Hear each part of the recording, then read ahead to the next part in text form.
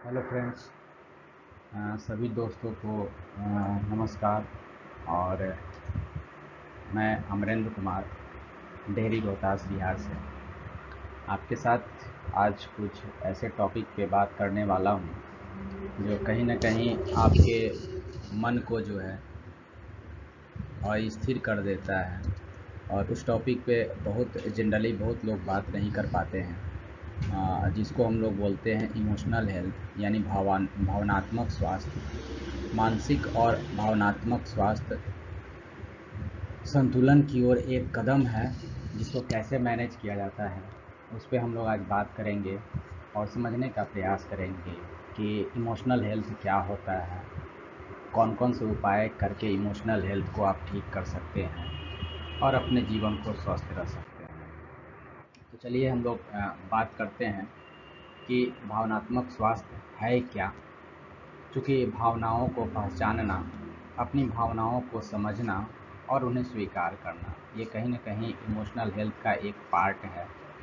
और संतुलित महसूस करना, यानी तनाव, गुस्सा, उदासी और खुशी को आप नियंत्रित कर पाएंगे, तभी आप भावनात्मक स्वास्थ्य को ठीक कर पाएंगे।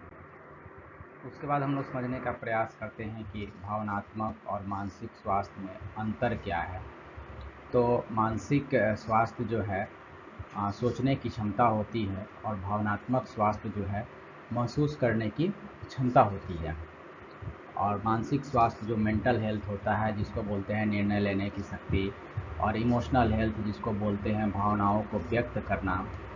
मानसिक स्वास्थ्य को बोलते हैं एकाग्रता और याददाश्त, उसके अंदर आते हैं। और इमोशनल हेल्थ के अंदर आते हैं आत्मनियंत्रण और सहानुभूति। अपने आप को आत्मनियंत्रित करें और सहानुभूति व्यक्त करें। अच्छे भावनात्मक स्वास्थ्य के संकेत ये सब चीज़ हो सकते हैं।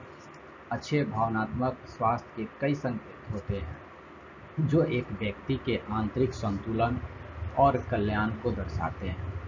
इसमें आत्मविश्वास, सकारात्मक सोच, संबंधों में सामंजस्य और तनाव को संभालने की क्षमता शामिल होती है। ये संकेत हमें एक स्वस्थ और खुशहाल जीवन जीने में मदद करता है, जिसमें है आत्मविश्वास, यानी सेल्फ कॉन्फिडेंस आपको होना चाहिए। सकारात्मक सोच यानी पॉजिटिव थिंकिंग भी आपके अंदर होनी चाहिए। संबंधों में सामंजस्य, संबंधों में एक दूसरे के साथ सामंजस्य बना के आपको रखने की संभावना है, रखनी चाहिए। तनाव को संभालने की आपके अंदर कैपेसिटी होनी चाहिए, क्षमता होनी चाहिए। उसके बाद आगे जो है कमज़ोर भावनात्मक स्वास्थ्य के संकेत कौन कौन से होते हैं। चूँकि भावनाएं हैं तो कमज़ोर भी हो सकती हैं और मजबूत भी हो सकती हैं, तो हम लोग कमज़ोर पक्ष पे अभी बात करते हैं। अत्यधिक चिंता या गुस्सा करना, लगातार चिंता और अनियंत्रित क्रोध की भावना जो है, कहीं ना कहीं ये भावनात्मक स्वास्थ्य के कमज़ोर पक्ष हैं। बार बार मूड बदलना, ये भावनात्मक स्वास्थ्य के कमज़ोर पक्ष हैं।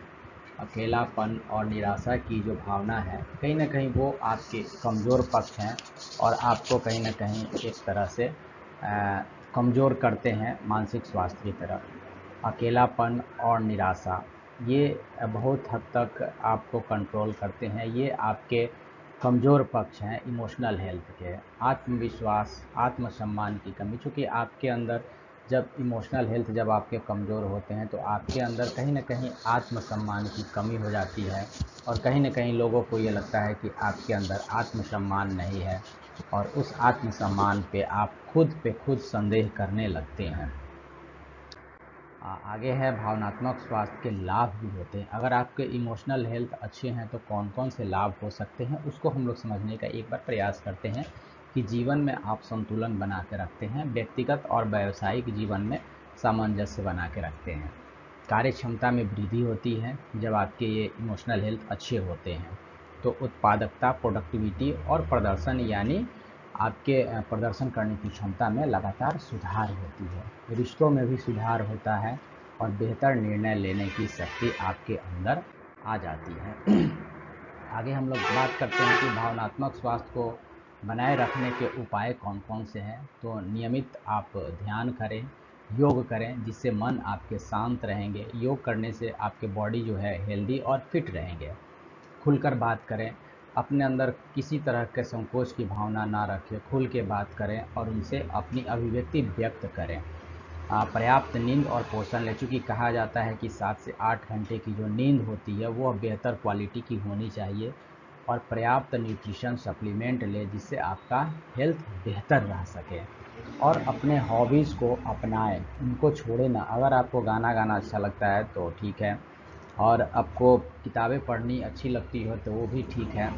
तो कोई ना कोई हॉबी आप अपने अंदर अपनाएं और उस हॉबी को निरंतर बना के रखें। भावनात्मक स्वास्थ्य और सोशल मीडिया में क्या कनेक्टिविटी है उसको हम लोग समझने का प्रयास करते हैं कि सकारात्मक स्वास्थ्य जो होता है, सकारात्मक प्रभाव जो सोशल मीडिया का पड़ता है वो जुड़ाव और प्रेरणा से संबंधित होता है। यानी आप एक दूसरे से मोटिवेशनल या मोटिवेशन के तहत एक दूसरे के साथ जुड़ते हैं, और उसके नकारात्मक जो पक्ष होते हैं एक दूसरे से आप तुलना करते हैं और आत्मसंदेह आप करते हैं। जानकारी का आदान प्रदान आप कर सकते हैं सोशल मीडिया के तहत, और भावनात्मक स्वास्थ्य को ये मजबूत करते हैं। और सोशल मीडिया जो है आपको अकेलापन और चिंता की तरफ धकेलता भी है। युवाओं में जो है भावनात्मक स्वास्थ्य कैसी है उसको हम लोग देखने का प्रयास करते हैं कि पढ़ाई और कैरियर का जो दबाव होता है कहीं ना कहीं उसके ऊपर हावी हो जाता है बच्चों के ऊपर। सामाजिक अपेक्षाएं हैं, अगर समाज की अपेक्षाएं उसके साथ है और उस अपेक्षाओं पे वो खड़ा नहीं उतरता है तो कहीं ना कहीं उनको अपने ऊपर संदेह होना स्वाभाविक है। और आत्महत्या की घटना ये बढ़ती जा रही है दिन पर दिन, जिसको हम लोग को कम करने की कोशिश करनी चाहिए।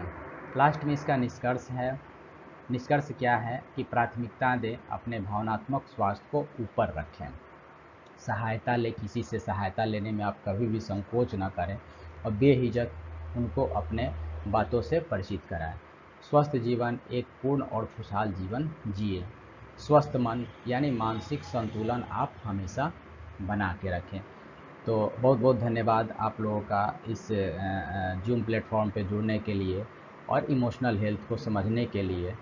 चूँकि अगली बार हम कोई नए टॉपिक पे बात करेंगे, कुछ नई रिलेशनशिप बिल्डिंग पे हम लोग बात करेंगे, जिससे आपका इमोशनल हेल्थ काफ़ी अच्छा हो सके और आप अपने जीवन में एक अच्छे विचारों को लेके आएँ और एक स्वस्थ जीवन जीने के लिए अपने आप को तैयार रखें। तो बहुत बहुत धन्यवाद, बहुत बहुत धन्यवाद। Thank you.